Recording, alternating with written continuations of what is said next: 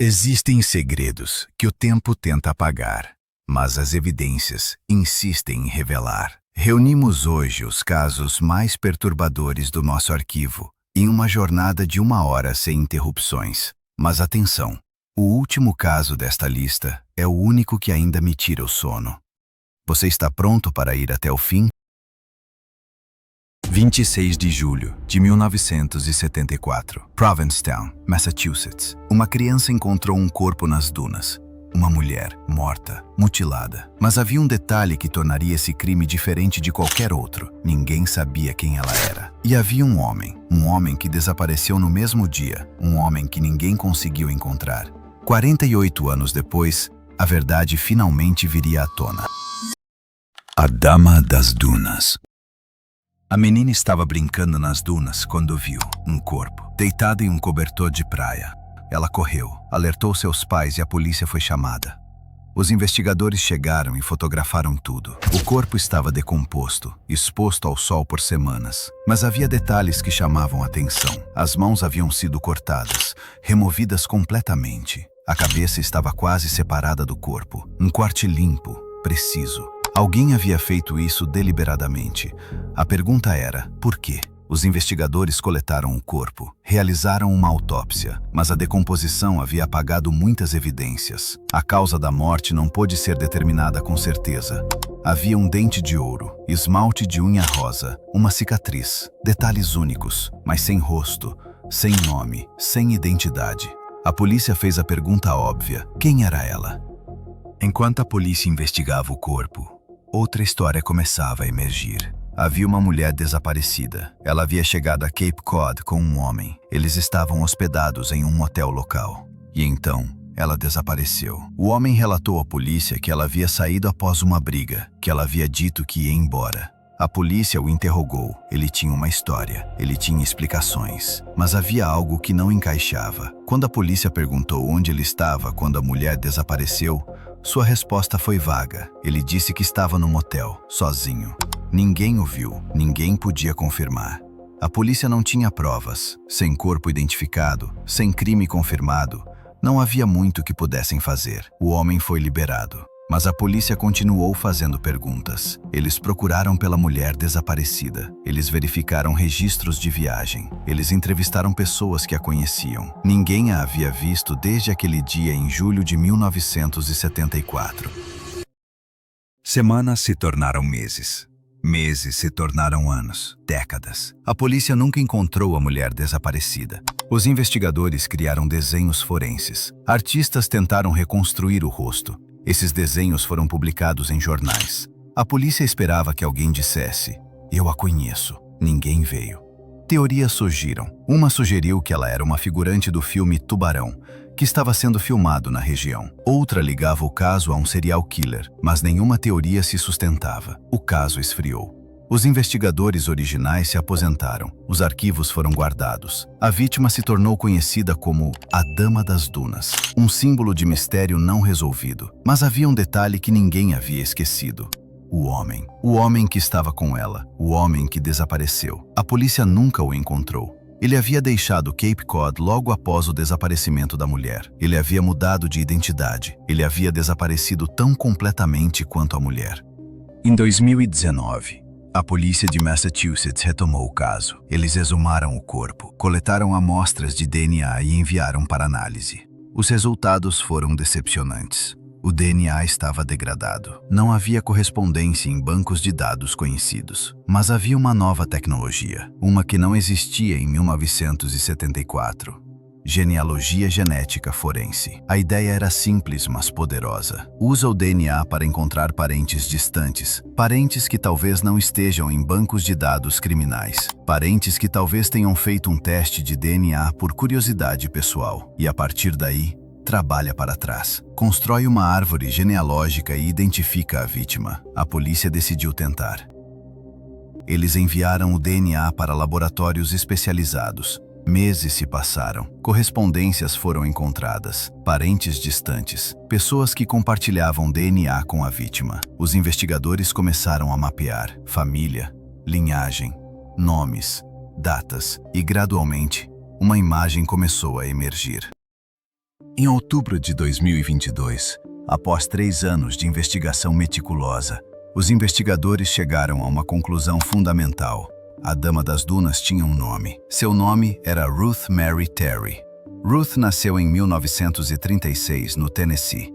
Os registros mostram que ela havia vivido em vários estados ao longo de sua vida, se casando e se divorciando enquanto se mudava de um lugar para outro. Sua vida havia sido marcada por mudanças constantes, por transições entre cidades e relacionamentos. Mas em 1974, Ruth estava em Cape Cod, viajando com um homem cujo nome ainda permanecia desconhecido. Os investigadores sabiam quem era Ruth, mas ainda havia uma pergunta fundamental que permanecia sem resposta. Quem era o homem? Quem era a pessoa que havia estado com ela naquele dia, em julho de 1974?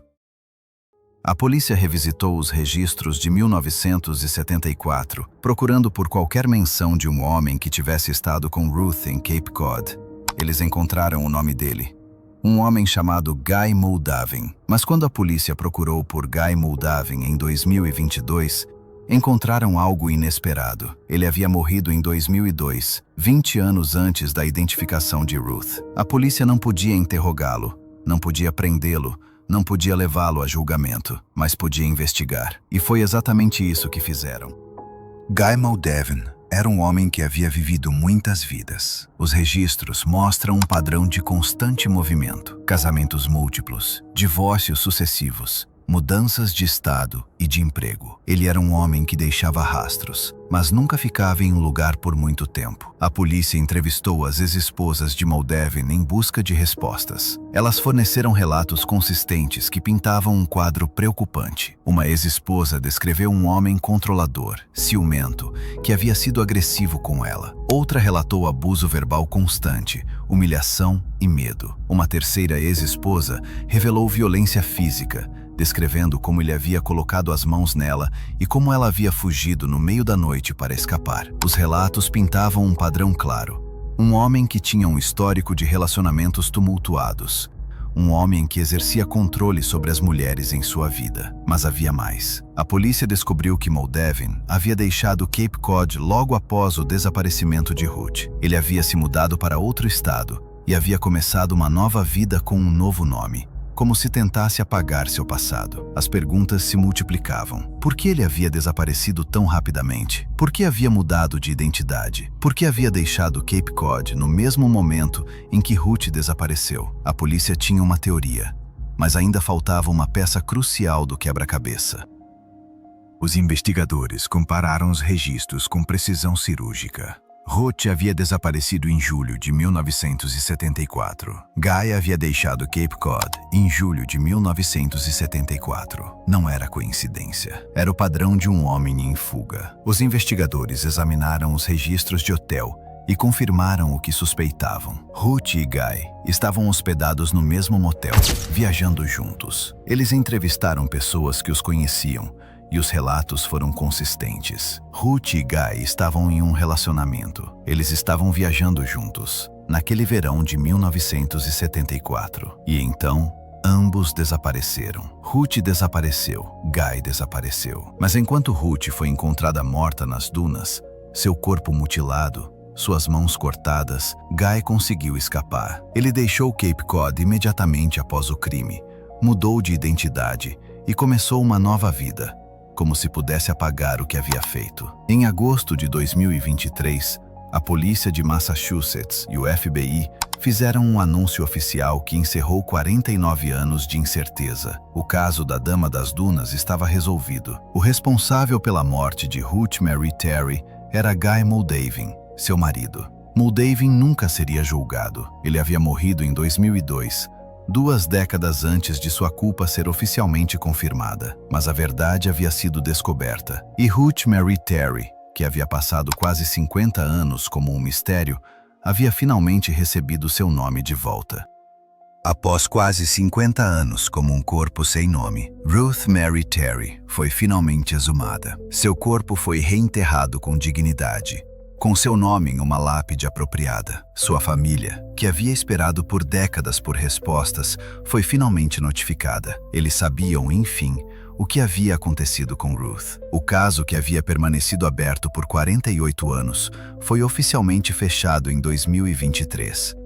Ruth Mary Terry não é mais um mistério. Ela não é mais a Dama das Dunas, um símbolo anônimo de casos não resolvidos. Ela é uma pessoa, ela é uma história, e sua história finalmente foi contada. Se você ainda está aqui é porque realmente gosta de mistérios. Está preparado para o próximo caso? Actress Brittany Murphy has died at the Media age and of paparazzi 32. surrounded the home that she shared with her husband Simon Monjack. Em 20 de dezembro de 2009, a poucos dias do Natal, uma das luzes mais vibrantes de Hollywood se apagou. Brittany Murphy, a atriz de sorriso contagiante e talento inegável, foi encontrada sem vida em sua casa em Los Angeles. Ela tinha apenas 32 anos. A notícia chocou o mundo. Como uma estrela em plena ascensão, conhecida por sua energia contagiante em filmes como As Patricinhas de Beverly Hills e 8 Mile, pôde ter um fim tão abrupto e aparentemente tão comum. A resposta oficial, quando veio, pareceu simples demais para uma tragédia dessa magnitude. Mas a simplicidade, como muitas vezes acontece nos grandes mistérios, era apenas uma máscara para uma série de perguntas muito mais sombrias e complexas. E quando, apenas 5 meses depois, um eco macabro ressoou pelas mesmas paredes, a narrativa oficial começou a desmoronar. O que realmente aconteceu naquela casa? Estaríamos diante de uma trágica coincidência ou de algo muito mais sinistro? Um segredo silencioso escondido à vista de todos? Este é o teorema da morte de Brittany Murphy. Somebody's passed out. Please get here quick, please. Para entender o enigma, precisamos voltar à manhã de 20 de dezembro de 2009. Às 8 da manhã, uma chamada frenética para o 911 foi feita da residência de Brittany Murphy e seu marido, o roteirista britânico Simon Monjack. Tell me exactly what happened. Oh, somebody's passed out. Somebody what? My daughter's passed out. We're doing back to back. Please get here quick, Okay, please. okay. All right, we're going to. How old is your daughter? She's 30. Please hurry. She's 30. Is she breathing? No. Okay, listen to me carefully. We're on our way. Era a mãe de Brittany, Sharon, em pânico. Sua filha havia desmaiado no banheiro. Os paramédicos chegaram e encontraram a atriz inconsciente. As tentativas de reanimação continuaram a caminho do hospital Cedars-Sinai, mas era tarde demais. Hollywood is mourning the death of one of its own. 32-year-old actress Brittany Murphy died Sunday morning after paramedics were called to her Los Angeles home. Às 10h04 da manhã, Brittany Murphy foi declarada morta. O mundo esperava por respostas. Overdose? Suicídio? As especulações eram muitas. Em fevereiro de 2010, o laudo do legista do condado de Los Angeles foi divulgado, e a conclusão foi, ao mesmo tempo, clara e desconcertante. A morte foi considerada acidental, resultado de uma tempestade perfeita que atacou um corpo já fragilizado. A causa primária: pneumonia, uma infecção pulmonar severa.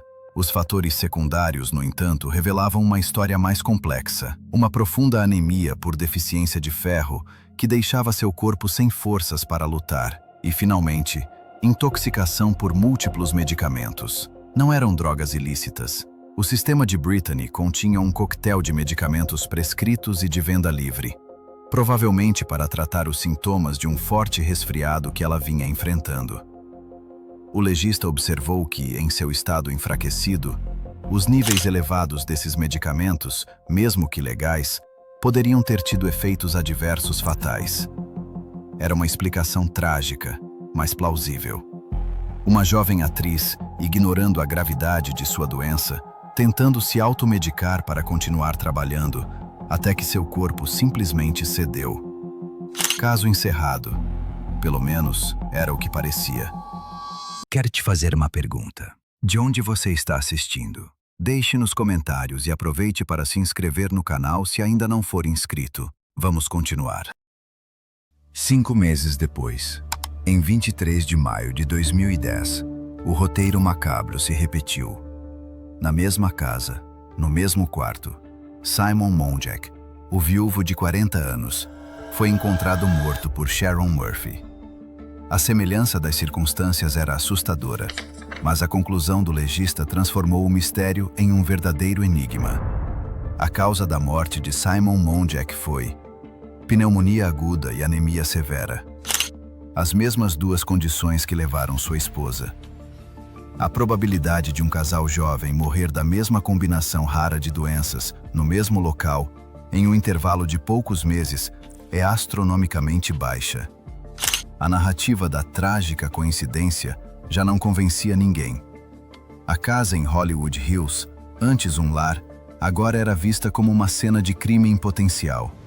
E com isso, as teorias alternativas, antes sussurradas, agora eram gritadas. 3 teorias principais surgiram para tentar decifrar o que aconteceu naquele quarto. Cada uma delas abre uma porta para um cenário diferente, um mais perturbador que o outro. A teoria mais explosiva veio do lugar mais improvável, o próprio pai de Brittany, Angelo Bertolotti. Descontente com a investigação oficial, ele conseguiu amostras do cabelo da filha e, em 2013, encomendou um laudo toxicológico independente. O resultado, segundo ele, era uma prova de assassinato. O relatório apontava a presença de níveis elevados de 10 metais pesados, incluindo antimônio e bário, substâncias encontradas em veneno de rato. A conclusão do laboratório contratado por Bertolotti era chocante. Os metais teriam sido administrados por uma terceira parte com intenção criminosa. A mídia explodiu. Brittany Murphy teria sido envenenada? E se sim, Simon também teria sido? E quem seria o culpado? A mãe, Sharon, a única presente em ambas as mortes? No entanto, a comunidade forense rapidamente questionou a validade dessa teoria. Especialistas apontaram que os metais pesados encontrados poderiam ter uma origem muito mais banal: tinturas de cabelo. Algo que uma atriz de Hollywood usa constantemente. Além disso, o laboratório que emitiu o laudo foi criticado por sua falta de profissionalismo e por tirar conclusões que iam além da ciência. O próprio legista do condado de Los Angeles, Ed Winter, reafirmou que não havia evidências que sustentassem a hipótese de envenenamento. Se não foi veneno, o que mais poderia ter matado 2 pessoas da mesma forma? A resposta poderia estar nas paredes da própria casa. A teoria do mofo tóxico ganhou força, sugerindo que a residência, que já havia pertencido a Britney Spears, estaria contaminada por um fungo perigoso, capaz de causar problemas respiratórios severos e, eventualmente, pneumonia.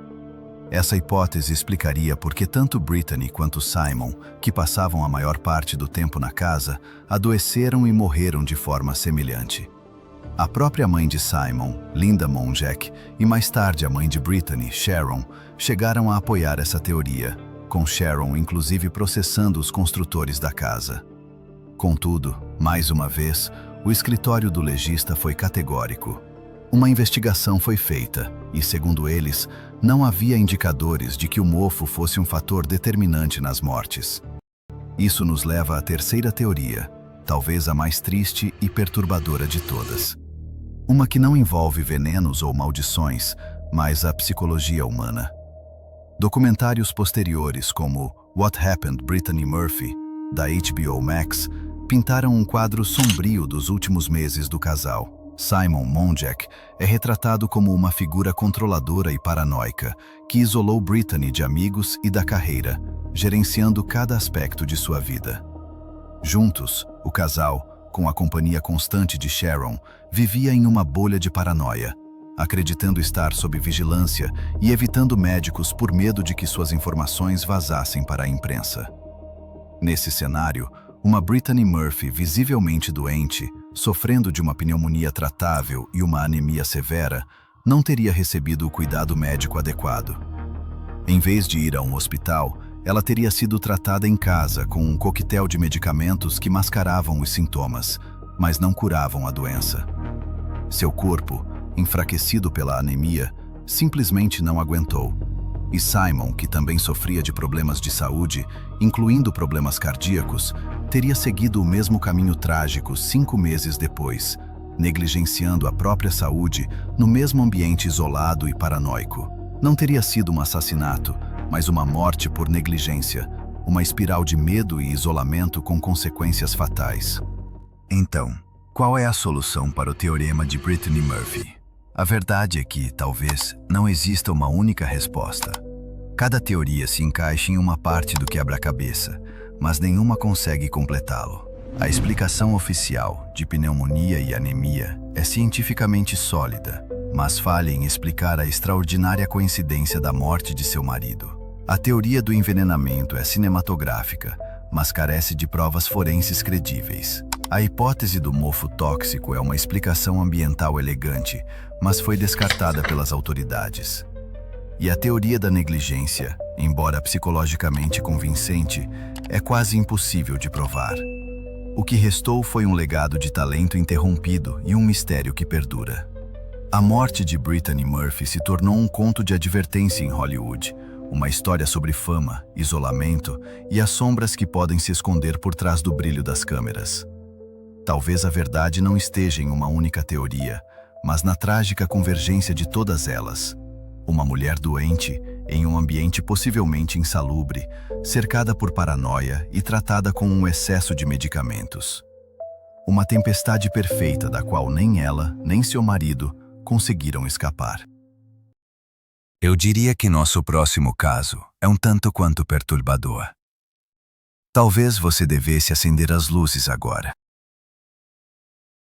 Em 13 de novembro de 1974, algo impossível aconteceu em uma casa comum em Long Island, Nova York.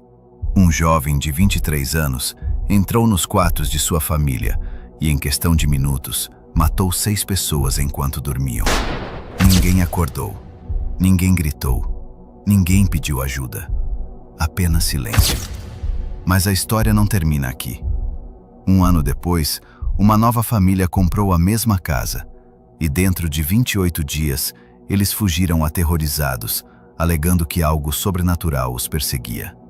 Bem-vindo ao caso Amityville, a história que desafia a explicação. A história que mistura crime real com mistério paranormal e a questão que ninguém consegue responder. O que realmente aconteceu naquela casa? Uma casa comum em um bairro comum. Número 112 Ocean Avenue, Amityville, Long Island. Nada de especial à primeira vista. Mas em 13 de novembro de 1974, essa casa se tornou o cenário de um dos crimes mais perturbadores da história americana. Ronald Joseph DeFeo Jr., conhecido como Butch, tinha 23 anos. Era um jovem com um histórico de abuso de drogas, envolvimento com atividades criminosas e uma relação tensa com sua família. Ninguém sabia exatamente o que se passava em sua mente. Ninguém sabia que ele estava planejando algo inimaginável. Naquela noite, por volta das 3h15 da manhã, Butch pegou um rifle calibre .35 Marlin. Ele entrou nos quartos de seus familiares, um por um. Seu pai, Ronald DeFeo Sr., 63 anos. Sua mãe, Louise, 63 anos. Seus irmãos, Mark, 18 anos. Allison, 13 anos. Dawn, 11 anos. E John Matthew, apenas 9 anos. Todos foram mortos enquanto dormiam. Todos foram encontrados de bruços em suas camas, como se tivessem simplesmente adormecido para nunca mais acordar. Quando a polícia chegou, encontrou uma cena de horror absoluto. 6 corpos. Uma família inteira, eliminada em minutos. A pergunta que todos faziam era a mesma. Como uma pessoa conseguiu matar 6 pessoas sem que ninguém acordasse? Como ninguém gritou? Como ninguém pediu ajuda? A resposta ainda é um mistério. Butch DeFeo saiu de casa e alertou a polícia. Sua primeira história foi que a máfia havia matado sua família. Mas logo confessou. Ele alegou que vozes o mandaram matar. Mais tarde, foi diagnosticado com transtorno de personalidade antissocial. Mas a verdadeira motivação ainda é desconhecida. Alguns especulam que ele estava envolvido em atividades criminosas e precisava de dinheiro. Outros sugerem conflitos familiares profundos. A verdade é que Butch DeFeo nunca revelou completamente por que fez o que fez. Em 1975, Ronald DeFeo Jr. foi julgado pelos crimes. A evidência era esmagadora. Ele havia confessado, havia testemunhas, havia evidência forense. Não havia dúvida de sua culpa. O júri deliberou e chegou a um veredicto. Culpado de 6 acusações de assassinato em segundo grau, Butch DeFeo foi condenado a 6 sentenças de prisão perpétua consecutivas. Isso significava que ele nunca sairia da prisão. Nunca veria a liberdade novamente. Ele permaneceria encarcerado pelo resto de sua vida. E assim permaneceu, até sua morte em 2021, aos 69 anos. Ele morreu na prisão, levando seus segredos consigo. A verdadeira motivação para o crime, as vozes que alegava ouvir, a razão exata pela qual matou sua própria família, tudo isso morreu com ele. Depois do crime, a casa de 112 Ocean Avenue permaneceu vazia. Ninguém queria morar lá. A casa era marcada pelo crime, pela morte, pelo horror. Mas casas não permanecem vazias para sempre. Alguém sempre quer comprar. Alguém sempre quer tentar.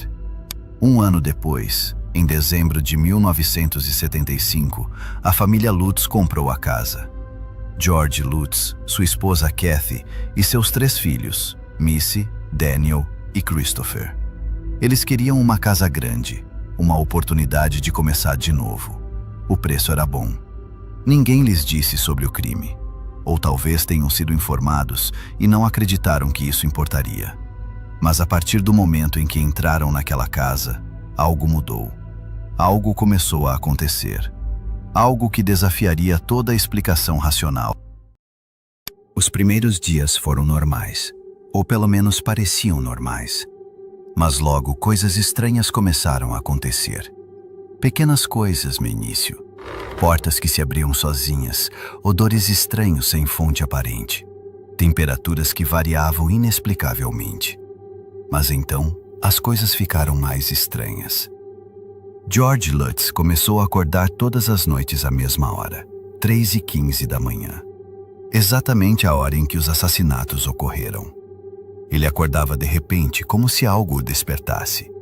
Sua personalidade começou a mudar. Ele se tornou agressivo, obsessivo.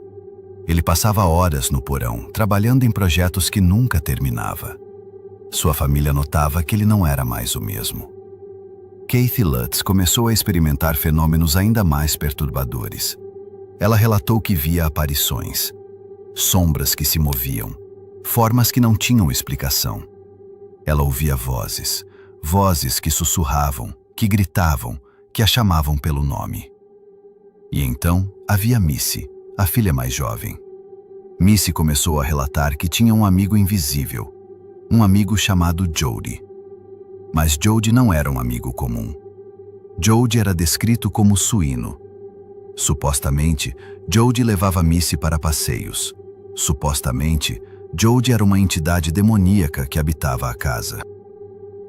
Conforme os dias passavam, os fenômenos se intensificavam.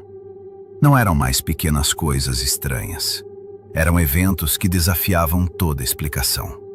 Primeiro, havia as moscas. Em pleno inverno, quando as moscas deveriam estar mortas ou hibernando, a casa foi invadida por enxames de moscas. Elas apareciam do nada, concentradas em certas áreas da casa, como se fossem atraídas por algo invisível. Quando os Lutz tentavam matá-las, elas desapareciam e reapareciam em outro lugar. Depois, George Lutz descobriu algo que não estava na planta original da casa. Um quarto. Um quarto completamente vermelho. Paredes vermelhas, teto vermelho, tudo vermelho. Ninguém sabia por que aquele quarto existia. Ninguém sabia qual era seu propósito. Mas sua presença era perturbadora. Sua atmosfera era opressiva. Era como se o quarto tivesse uma vida própria, como se respirasse, como se observasse. Os fenômenos visuais se intensificaram. Aparições se tornaram mais frequentes. George Lutz relatou ver formas humanoides. Kathy Lutz relatou ver uma mulher de cabelos longos nos espelhos. Os filhos relataram ver sombras que os perseguiam. Os fenômenos auditivos também escalaram.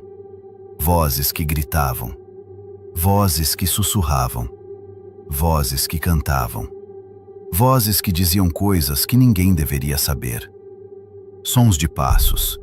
Sons de portas batendo. Sons de algo que se arrastava pelas paredes. E havia os fenômenos físicos. Portas que se trancavam sozinhas. Janelas que se abriam no meio da noite. Objetos que se moviam. Camas que vibravam. Paredes que pulsavam. Era como se a casa inteira estivesse viva. Como se tivesse um coração que batia. Como se respirasse. Depois de 28 dias, a família Lutz não podia mais suportar. George Lutz estava à beira da loucura. Sua obsessão com a casa havia se tornado perigosa. Kathy Lutz estava aterrorizada. As crianças estavam traumatizadas. Eles não podiam mais ficar naquela casa. Eles fugiram. Eles deixaram para trás móveis, roupas, pertences pessoais. Eles simplesmente saíram e nunca voltaram. A casa de 112 Ocean Avenue havia os derrotado. A casa havia vencido. Mas a história não termina aqui, porque o que aconteceu com a família Lutz não foi o fim do mistério, foi apenas o começo. Em 1977, 2 anos após a fuga da família Lutz, um livro foi publicado. The Amityville Horror, de Jay Anson. O livro documentava a experiência da família Lutz na casa. Ele detalhou todos os fenômenos paranormais que eles alegavam ter experimentado. O livro se tornou um best-seller internacional. Milhões de pessoas leram a história. Milhões de pessoas ficaram assustadas. Milhões de pessoas acreditaram que a história era verdadeira. Em 1979, um filme foi feito baseado no livro. The Amityville Horror, com James Brolin e Margot Kidder. O filme foi um sucesso de bilheteria. Ele assustou ainda mais pessoas. Ele solidificou a história na cultura popular. Desde então, houve sequências, remakes, adaptações em diferentes mídias. A história de Amityville se tornou uma lenda urbana, um ícone do horror paranormal. Mas havia um problema. Um grande problema.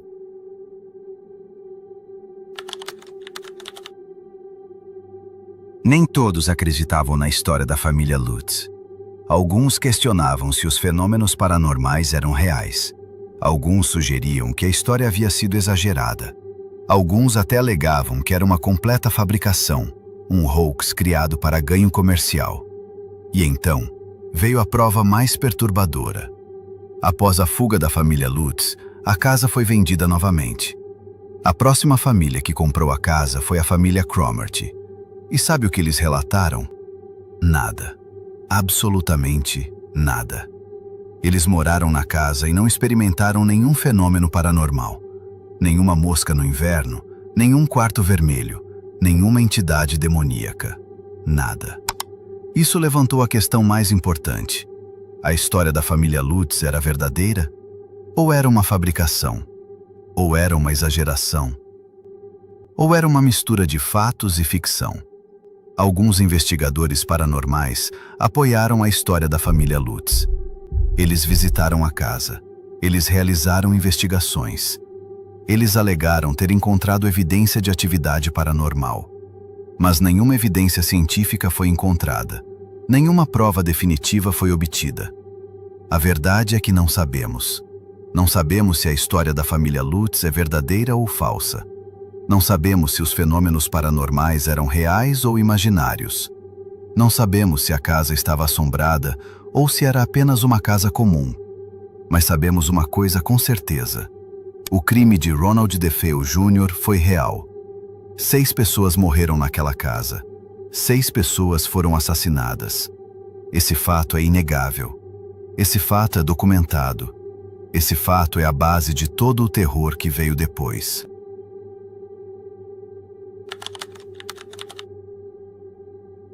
Hoje, a casa de 112 Ocean Avenue ainda existe. Ainda está em pé. Ainda está habitada. Mas a história não terminou. O mistério permanece. Perguntas sem resposta continuam a assombrar o caso. Por que Ronald DeFeo Jr. matou sua família? Como ele conseguiu matar 6 pessoas sem que ninguém acordasse? Os fenômenos paranormais relatados pela família Lutz eram reais? A casa estava realmente assombrada? Ou era tudo uma fabricação para ganho comercial? Essas perguntas permanecem sem resposta.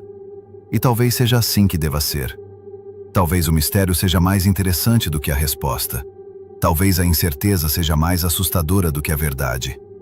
O caso Amityville nos mostra que a realidade pode ser mais estranha do que a ficção. Que o crime pode ser tão horrível quanto qualquer história de fantasma. Que a verdade pode ser tão perturbadora quanto qualquer lenda urbana. O que você acha do caso Amityville?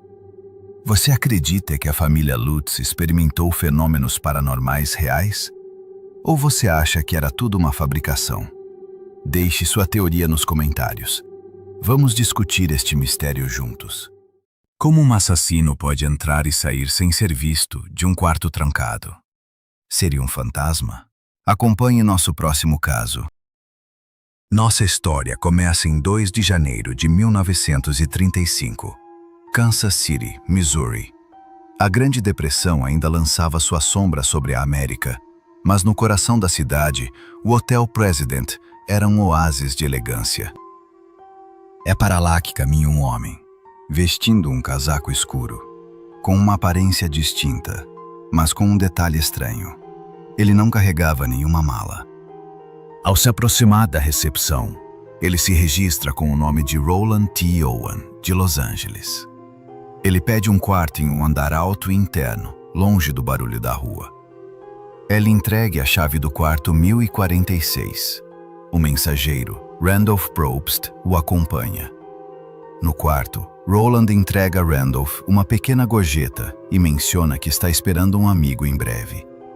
O mensageiro nota que o homem parece preocupado, mantendo as cortinas fechadas e apenas uma pequena lâmpada acesa, deixando o quarto em uma penumbra constante. No dia seguinte, a camareira, Mary Soptic, bate à porta por volta do meio-dia para a limpeza. A porta está trancada. Ela bate novamente e uma voz grave, que não parecia de Roland, responde para que ela entre. A porta, no entanto, continua trancada. Mary insiste e a mesma voz diz: "Deixe a porta destrancada. Teremos tudo o que precisamos." Confusa, ela desiste. Mais tarde, por volta das 4 da tarde, Mary retorna. Desta vez, a porta está destrancada. Ela entra e encontra Roland T. Owen deitado na cama, na escuridão total. A única luz vinha do corredor. No criado mudo, ela vê um bilhete. "Dom, estarei de volta em 15 minutos. Espere." Enquanto limpava, Mary percebeu que Roland parecia nervoso, quase assustado. Ele mencionou que um amigo o havia tratado mal. O comportamento era errático, mas o mais estranho ainda estava por vir. Na manhã seguinte, 3 de janeiro, Mary volta ao quarto 1046. A porta está trancada por fora, algo incomum, pois os hóspedes normalmente trancavam por dentro. Usando sua chave mestra, ela abre a porta e se depara com uma cena perturbadora. Roland está sentado em uma cadeira no canto escuro do quarto, com a cabeça entre as mãos. Ele parece estar sofrendo. Ao lado dele, o telefone está fora do gancho. Mary o coloca de volta no lugar e, sem querer incomodar, sai rapidamente. Horas depois, a telefonista do hotel percebe que o telefone do quarto 1046 está novamente fora do gancho. Ela envia o mesmo mensageiro, Randolph Probst, para verificar. Ele bate, mas ninguém responde. Usando a chave mestra, ele abre a porta e encontra uma cena de horror. Roland T. Owen está nu, deitado no chão, em uma poça de sangue. Ele foi amarrado com um cordão no pescoço, pulsos e tornozelos. Havia marcas de facadas no peito e um ferimento grave na cabeça. As paredes do quarto estavam respingadas de sangue. Incrivelmente, Roland ainda estava vivo. Quando a polícia e os médicos chegaram, a cena do crime se tornou ainda mais bizarra. O quarto estava trancado por dentro. Não havia nenhuma arma, nenhuma faca, nenhuma peça de roupa da vítima. O sabonete do hotel e o shampoo haviam desaparecido. A única pista física era um grampo de cabelo feminino no chão e um cigarro não fumado. Perguntado sobre o que aconteceu, Roland, com seus últimos suspiros, disse aos paramédicos: "Eu caí no chuveiro." Ele também mencionou que ninguém o havia machucado e que a porta não estava trancada. Poucas horas depois, ele morreu no hospital. A investigação começou e o mistério só se aprofundou. Primeiro, a identidade. A polícia de Los Angeles confirmou que não havia nenhum registro de um Roland T. Owen. O homem era um fantasma. Quem era ele e por que estava usando um nome falso? Segundo, o quarto. Como o agressor ou agressores saiu de um quarto trancado por dentro, sem deixar a arma do crime para trás? Terceiro, as testemunhas. Uma mulher que trabalhava em uma loja próxima relatou ter visto uma mulher comercial, possivelmente uma prostituta, entrando e saindo do hotel, e que ela estaria procurando o quarto 1046. Outro hóspede relatou ter ouvido vozes altas de um homem e uma mulher vindo daquele quarto durante a noite. E quem era Dom? O nome no bilhete. Seria o amigo que Roland esperava ou seria seu assassino? Meses se passaram. O caso esfriou.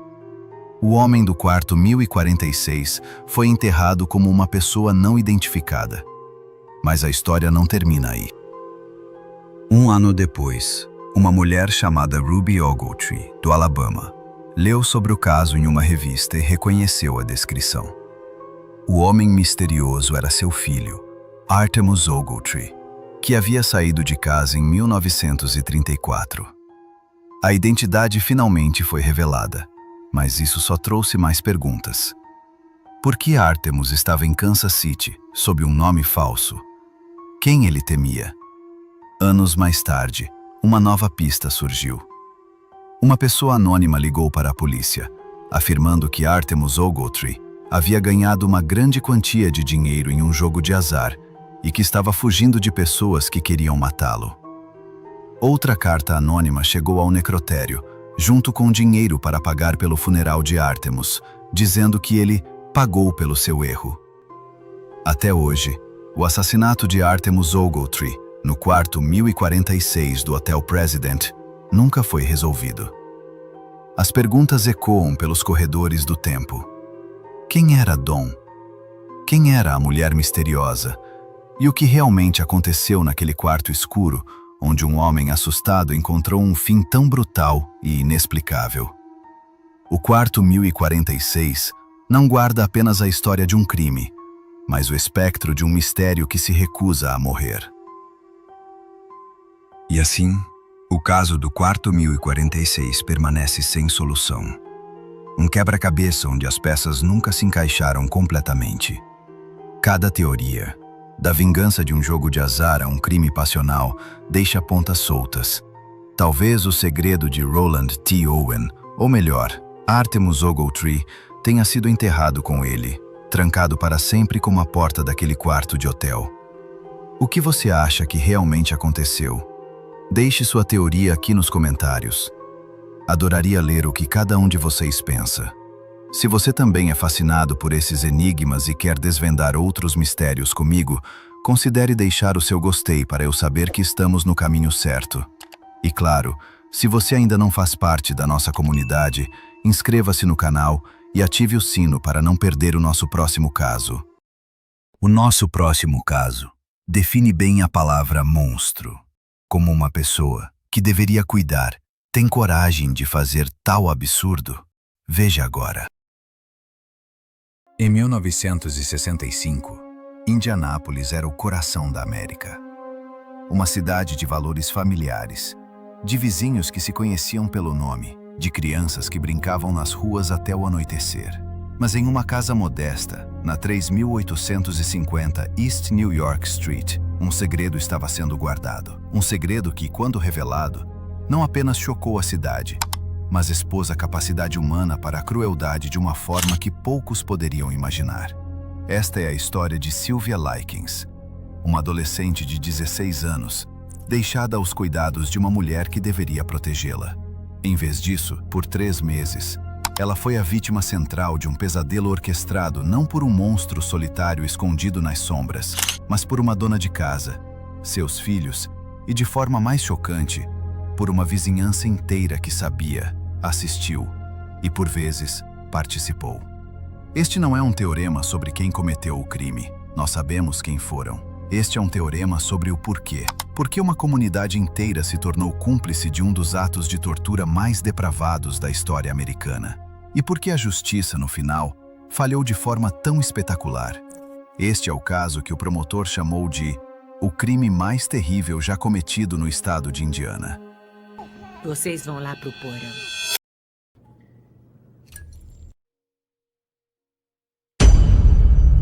Para entender como Sylvia Likens acabou naquele porão, precisamos entender a vida de sua família. Seus pais, Lester e Betty Likens, eram trabalhadores de carnaval. Uma vida nômade, de cidade em cidade, vendendo doces e refrigerantes. Era uma existência instável e, por isso, Sylvia e sua irmã mais nova, Jenny, que sofria de pólio, eram frequentemente deixadas com parentes. Em julho de 1965, após sua mãe ser presa por um pequeno furto, Lester Likens precisava de um lugar para deixar as filhas enquanto viajava com o circo. A solução veio na forma de Gertrude Baniszewski, a mãe de uma colega de escola das meninas. Gertrude, uma mulher de 36 anos, divorciada, asmática e mãe de 7 filhos, concordou em cuidar de Sylvia e Jenny por $20 por semana. O que parecia ser um porto seguro era, na verdade, a antessala do inferno. E o aluguel seria pago com a vida de uma adolescente. As primeiras semanas foram normais. As meninas ajudavam nas tarefas e iam à escola dominical.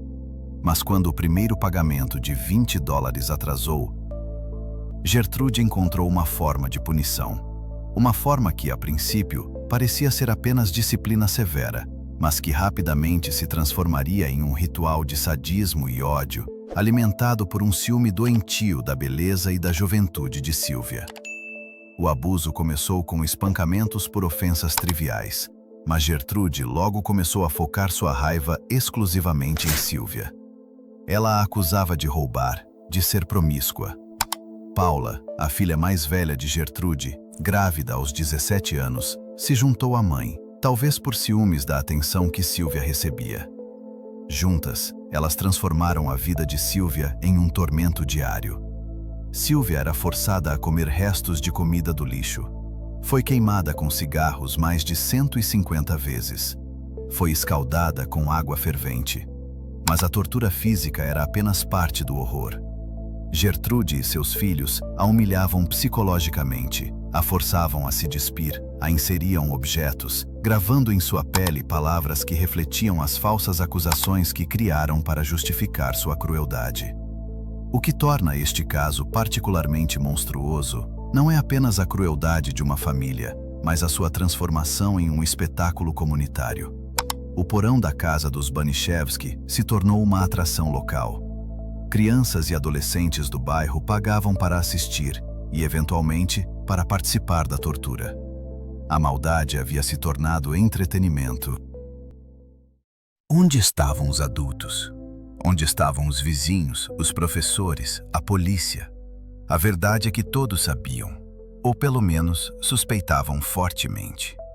Vizinhos ouviam os gritos. Professores viam as marcas em Sylvia. A irmã mais velha de Sylvia, Diana, tentou visitá-la, mas foi impedida por Gertrude, que alegou ter permissão do pai para proibir as visitas. Jenny, a irmã mais nova, era testemunha silenciosa, forçada a assistir e, por vezes, a participar dos maus tratos à sua irmã, sob a ameaça de ser a próxima. O medo a paralisou. O medo paralisou a todos. A frase "não é da minha conta" se tornou a sentença de morte de Sylvia Likens. Ninguém interveio. Ninguém chamou a polícia. A comunidade, por ação ou omissão, se tornou cúmplice. Eu tinha medo e eu acho que eu fiz o que ela mandou, mas agora eu me arrependo.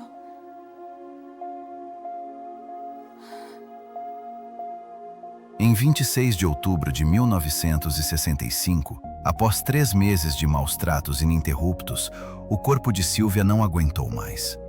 Ela morreu no porão, vítima de uma hemorragia cerebral, choque e desnutrição severa.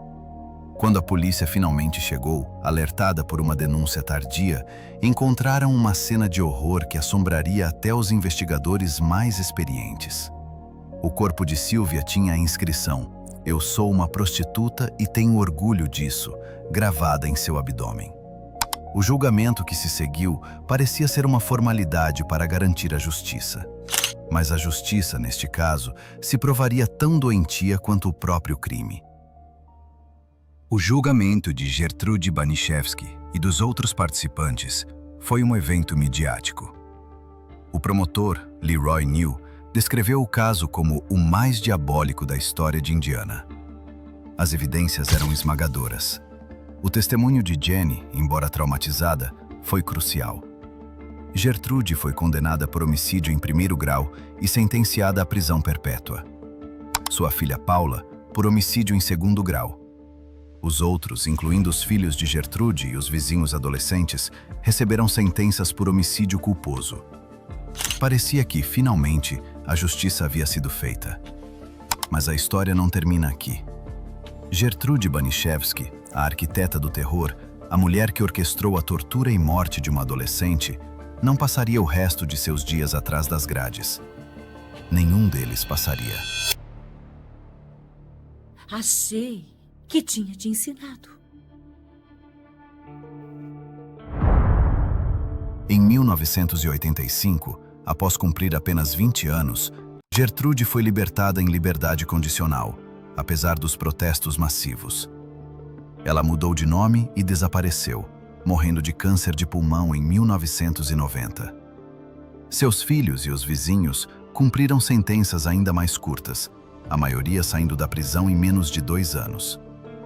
Paula, a filha sádica, foi libertada em 1972. Chegou a trabalhar como auxiliar de professora antes de seu passado ser descoberto. A maioria dos culpados viveu vidas longas e livres.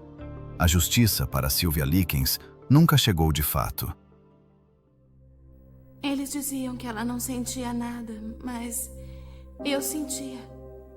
Eu via ela chorando, mas eu acho que ela não chorava mais porque não tinha mais lágrimas.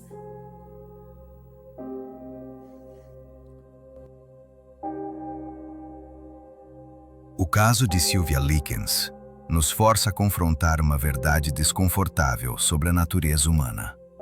A maldade de Gertrude Baniszewski é inegável, mas ela não agiu sozinha. Ela foi a catalisadora, mas a crueldade latente em seus filhos e nos jovens da vizinhança encontrou um terreno fértil para florescer. O caso se tornou um estudo clássico sobre o efeito de grupo, sobre como a responsabilidade se dilui quando compartilhada por muitos. O que leva crianças e adolescentes a participarem de atos tão hediondos? O que leva uma comunidade inteira a fechar os olhos para o horror que acontece ao lado? A história de Sylvia Likens não é apenas a história de um assassinato. É a história de uma falha coletiva. Uma falha de empatia, de coragem, de humanidade. Como legado, o caso levou a mudanças significativas nas leis de denúncia obrigatória de abuso infantil em Indiana. Um pequeno consolo para uma tragédia de proporções imensas. A memória de Sylvia Likens permanece como um aviso sombrio, um lembrete de que os monstros mais assustadores não são aqueles que se escondem em contos de fadas, mas aqueles que vivem ao nosso lado, por trás de portas fechadas, prosperando no silêncio e na indiferença de homens e mulheres de bem que escolhem não fazer nada.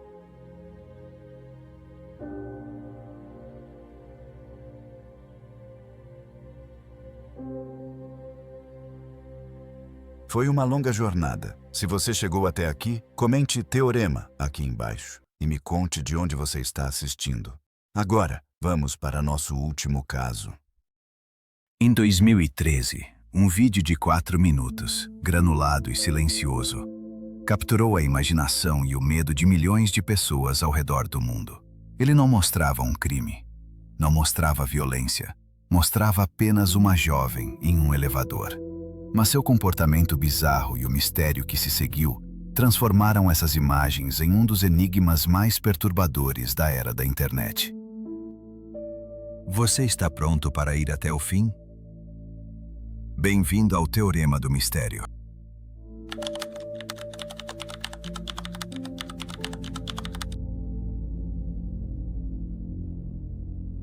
Esta é Elisa Lam, uma estudante canadense de 21 anos, que viajava sozinha pela costa oeste dos Estados Unidos. Em 31 de janeiro de 2013, ela desapareceu. 19 dias depois, seu corpo foi encontrado em um lugar impossível. Um tanque de água fechado no telhado do infame Hotel Cecil, em Los Angeles. As autoridades declararam sua morte como um afogamento acidental. Mas como ela chegou ao telhado? Como entrou em um tanque de água pesado e fechou a tampa por dentro? E o que explica seu comportamento aterrorizante no vídeo do elevador? Teria sido um surto psicótico, um assassinato encoberto ou, como muitos acreditam, algo paranormal no hotel mais mal-assombrado de Los Angeles? Elisa Lam era mais do que apenas uma vítima. Em seu blog, ela se descrevia como uma exploradora, alguém que lutava contra seus próprios demônios, mas que estava determinada a ver o mundo. Sua viagem era um ato de independência. O Hotel Cecil, no entanto, era uma escolha de destino sinistra. Localizado em Skid Row, uma das áreas mais perigosas de Los Angeles, o hotel tem um passado manchado de sangue. Apelidado de O Suicídio, o Cecil foi o lar temporário de assassinos em série como Richard Ramirez, o Night Stalker, e Jack Unterweger. Foi palco de inúmeros suicídios, overdoses e assassinatos não resolvidos. Para Elisa, que buscava a aventura, o Cecil era apenas uma parada barata em sua jornada. Mal sabia ela que seria a última. Inicialmente, Elisa dividia um quarto, mas seu comportamento estranho fez com que fosse movida para um quarto privado. Ninguém sabe exatamente o que ela fez, mas foi o primeiro sinal de que algo estava errado. Poucos dias depois, ela desapareceria, deixando para trás apenas uma peça de evidência que se tornaria o epicentro de um mistério global. Este é o último registro conhecido de Elisa Lam. Ela entra no elevador e aperta múltiplos botões. A porta não fecha. Ela espia para fora, como se estivesse se escondendo de alguém. Ela recua para o canto do elevador. Depois, sai novamente, gesticulando com as mãos de uma forma estranha e incompreensível, como se estivesse conversando com uma entidade invisível.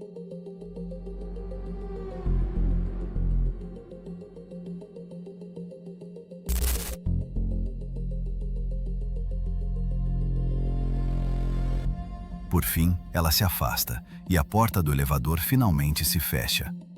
Ela nunca mais seria vista com vida. Quando a polícia de Los Angeles divulgou este vídeo, na esperança de obter pistas, ele explodiu na internet. Detetives amadores de todo o mundo começaram a dissecá-lo. A porta não fechar, os gestos estranhos, a sensação de que ela estava fugindo de algo ou alguém, tudo alimentou um frenesi de especulação. As teorias iam do plausível ao paranormal. Enquanto a internet debatia, os hóspedes do Hotel Cecil começaram a reclamar. A pressão da água estava baixa. A água saía das torneiras com uma cor escura e tinha um gosto estranho. Por 18 dias, eles beberam, tomaram banho e escovaram os dentes com a água do hotel, sem saber do horror que flutuava logo acima de suas cabeças. Em 19 de fevereiro de 2013, um funcionário de manutenção subiu ao telhado para investigar as reclamações sobre a água. Ao inspecionar os 4 enormes tanques de água, ele encontrou algo em um deles. O corpo nu e em decomposição de Elisa Lam. O mistério se aprofundou. O acesso ao telhado era restrito por portas trancadas e alarmes. Os tanques tinham 3 metros de altura e suas tampas eram pesadas. Como Elisa, sozinha, conseguiu chegar lá, subir, abrir a tampa e entrar? E mais intrigante, a tampa do tanque foi encontrada fechada. O laudo da autópsia, divulgado meses depois, pareceu, à primeira vista, resolver o caso. Causa da morte: afogamento acidental. Um fator contribuinte significativo: seu transtorno bipolar. Não havia sinais de trauma, agressão ou drogas ilícitas em seu sistema. Para a polícia, o caso estava encerrado. Mas para o resto do mundo, as perguntas mais importantes continuavam sem resposta. O relatório toxicológico revelou um detalhe crucial que a maioria das teorias da conspiração ignora. Elisa estava tomando 4 tipos de medicamentos para seu transtorno bipolar. No entanto, os níveis em seu sistema indicavam que ela estava submedicada, ou seja, não estava tomando as doses corretas. Isso abre a porta para a explicação mais provável, e talvez a mais trágica de todas. O que acontece quando uma mente brilhante, mas frágil, perde o contato com a realidade? O transtorno bipolar, quando não tratado adequadamente, pode levar a episódios psicóticos severos. Alucinações, paranoia, a sensação de estar sendo perseguido. Tudo o que vemos no vídeo do elevador é um retrato textbook de uma pessoa em meio a uma crise de saúde mental. Nesse estado, Elisa poderia ter acreditado que estava em perigo mortal. Fugir para o telhado, um lugar alto e isolado, faria sentido para alguém tentando escapar de uma ameaça imaginária. Entrar no tanque de água poderia ter sido um ato desesperado para se esconder. Uma vez lá dentro, na água fria e escura, a hipotermia e a exaustão teriam se instalado, tornando impossível sair. A tampa pesada poderia ter se fechado sozinha com o movimento da água ou com o vento. Essa explicação, embora lógica, não satisfaz a todos. E há uma coincidência tão bizarra que parece tirada de um roteiro de filme de terror. O caso de Elisa Lam é quase idêntico ao enredo do filme de horror de 2002, Água Negra, onde uma mãe e filha se mudam para um prédio com água escura e descobrem o corpo de uma menina desaparecida no tanque de água do telhado. Seria apenas uma coincidência macabra ou algo mais? Para entender por que tantas pessoas acreditam que o caso de Elisa Lam envolve atividade paranormal, precisamos mergulhar na história verdadeiramente aterradora do Hotel Cecil. Este não é apenas um hotel com um passado sombrio. É um lugar que parece magnetizar a morte.